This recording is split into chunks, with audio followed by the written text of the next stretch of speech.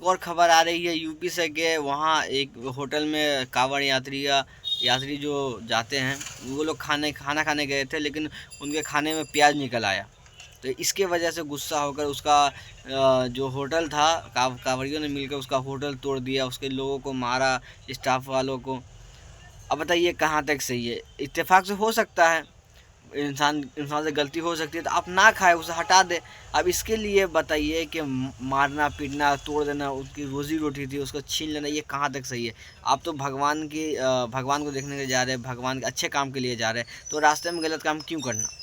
आप तो उसे समझा भी सकते हैं, चलिए गलती हो सकती है, आप बोल रहे हैं कि आप नहीं खाते हैं, इन दिनों में नहीं खाया जाता, ठीक है यार नहीं खाया जाता है, लेकिन गलती हो सकती है इंसान से। वो तो कोई मुसलमान नहीं है जो आप इल्ज़ाम लगा रहे कि आपकी आस्था भ्रष्ट करने के चक्कर में। वो तो खुद हिंदू है, वो जानता है, लेकिन उससे गलती हो सकती है, इंसान है। तो इसके लिए आप उसको मारिएगा, उसका रोजी रोटी है जो होटल है उसको तोड़ दीजिएगा, बंद करवा दीजिएगा, तो ये कहाँ तक सही है बताइए? आप तो भगवान के लिए जा रहे हैं ना, तो अच्छे काम करिए। छोटी छोटी बातों के लिए इस तरह से किसी की ज़िंदगी ख़राब करना, ये कहाँ तक सही है? इंसान की पूरी ज़िंदगी लग जाती है एक दुकान को खड़ा करने में, लेकिन उसे तोड़ने में लोगों को 10 मिनट तक नहीं लगता, उसकी रोज़ी रोटी छीन ली गई। अब बताइए, आप तो अच्छा काम के लिए जा रहे हैं ना, अब इससे क्या भगवान खुश होंगे? भगवान कितने सारे हमने सुना है कहानियाँ कि भगवान ने कई लोगों को माफ़ कर दिया, कितने बड़े बड़े मतलब गलत उन जुल्म करने के बावजूद उन्होंने माफ़ कर दिया, लेकिन आप लोग एक छोटी सी गलती के लिए किसी की जान लेने पे उतर जाते हैं। मुझे नहीं लगता ये कहीं भी कहीं ये क्या हिंदू क्या मुसलमान कहीं पर भी ये मतलब इसे सही नहीं बताया गया, ये सरासर गलत है। आप गलती को माफ़ करने वाला बनिए, तभी आपको भी कोई माफ़ करेगा। आप अगर किसी पर जुल्म करिएगा तो आप पर भी जुल्म होगा, ये दुनिया का रिवाज है। तो कोशिश करिए एक दूसरे को माफ़ करने की। गलती हो सकती है किसी से भी, आप उसे समझाइए। अगर वो बार बार करता है तब आप उसे कुछ तब आप एक्शन लीजिए। आप छोटी सी बात पे एक्शन लेके उसका जो रोजी रोटी है उसकी जान भी जा सकती है, क्योंकि भीड़ में बहुत सारे लोग अपना आपा खो देते हैं, और बहुत कुछ हो सकता है।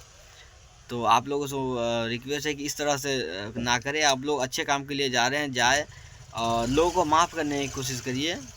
और आपस में पहले हिंदू मुसलमान पे टारगेट करते हैं, लेकिन अब तो वहाँ मुसलमान का होटल भी बंद करा दिया गया है टारगेट करके। आप अपने हिंदू भाइयों को तो मत मारिए, कम से कम उन्हें तो माफ़ करने की कोशिश करिए। मुसलमान को आप लोग माफ़ नहीं करते हैं, कहीं पर बेवजह पकड़ के मारने लगते, ठीक है, लेकिन अपने भाइयों को तो माफ़ करिए। माफ़ करने की कोशिश करिए, आप मिलजुल कर रहिए, कम से कम आपस में तो मिलजुल कर रहिए। और हम जैसे मुसलमान हैं, इसीलिए मैं बता रहा हूँ कि हम जैसे मुसलमान हैं इसीलिए आप लोग हिंदू लोग भी सुरक्षित हैं। जिस दिन हम मुसलमान को हटा दिया जाएगा, मतलब ख़त्म हो जाएंगे, ख़त्म तो कभी नहीं होंगे, मतलब अगर हम मुसलमान हट गए यहाँ से मतलब कोई भी वजह से, तो आप हिंदू लोग परेशान हो जाइएगा, क्योंकि नेता लोग जो है किसी न किसी से लड़वाता रहेगा। आज हिंदू मुसलमान लड़वा रहा है, अगर मुसलमान हट गए तो आपको जातिवाद में लड़ाया जाएगा। ब्राह्मण राजपूत यादव आपस में, आप कितने सारे न्यूज़ देख रहे हैं कि अभी यूपी में हुआ कि यादव को ब्राह्मण लोगों ने टकला कर दिया था, बेवजह मारा था, पेशाब छिड़क दिया था। तो आप ये सब देखिए ना, अगर मुसलमान हट गया तो आप जातिवाद में मार खाएंगे, फिर जातिवाद से हटेंगे तो भाषा पे मार खाएंगे, और बहुत सारे नुकसान हैं। हम मुसलमान हैं जो आप लोग बचे हुए हैं, इस बात का आप हम लोगों का रिक्वेस्ट मतलब रिस्पेक्ट करिए, क्योंकि हमारे वजह से आप लोग सुरक्षित हैं, वरना जिस दिन हम लोग हट गए उस दिन आप लोग चैन से नहीं रह पाएंगे।